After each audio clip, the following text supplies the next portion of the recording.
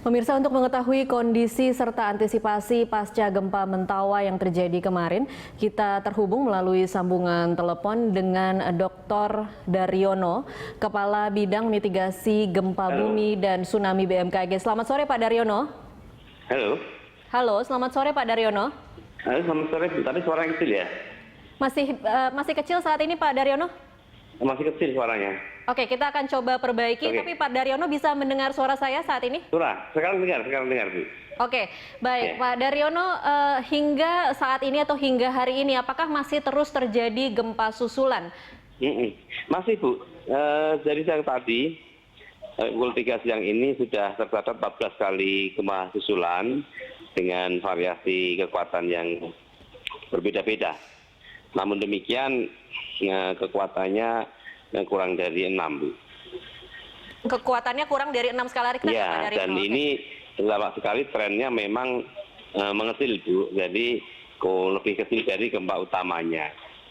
Sehingga dari pola ini memang kita cukup meyakini bahwa gempa yang lebih besar sepertinya tidak akan terjadi, Bu.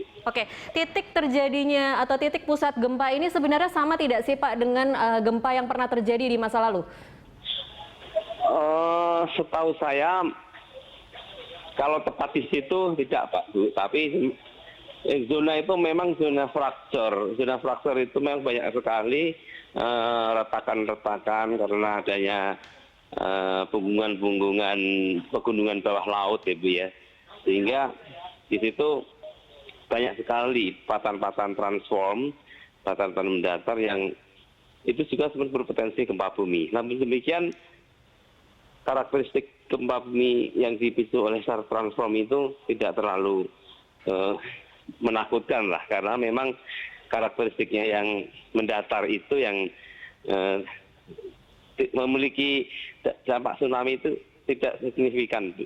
Oke, baik Pak, kalau sampai hari ini masih terus terjadi, bahkan tadi Anda mengatakan ada 14 kali gempa susulan dengan kekuatan yang berbeda-beda, prediksi BMKG sendiri ini akan sampai kapan terjadi dan kira-kira kapan akan akhirnya berhenti gerakan yang terjadi di pusat bumi ini, Pak Daryono?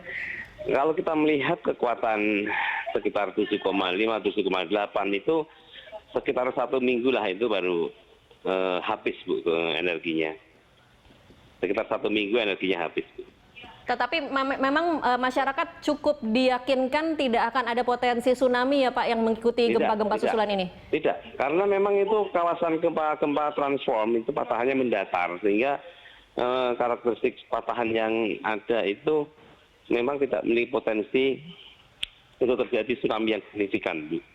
Kecuali kawasan itu berpotensi terjadi gempa bumi yang memicu patahan naik atau kawasan turun, itu patut kita khawatirkan. Tapi dengan kondisi tektonik yang sedemikian berupa sesar mendatar itu, kita tidak terlalu khawatir.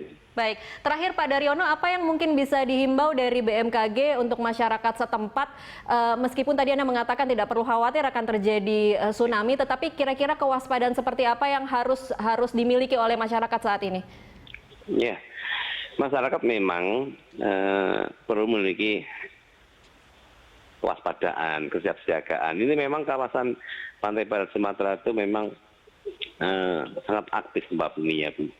Di samping itu memang di situ ada jalur namanya megatrust. Megatrust itu memiliki potensi gempa bumi yang menimbulkan patahan naik, sehingga potensi tsunami memang ada. Karena memang catatan tsunami di barat Sumatera itu cukup banyak dari dulu, Bu. Sehingga kewaspadaan itu juga harus dibangun.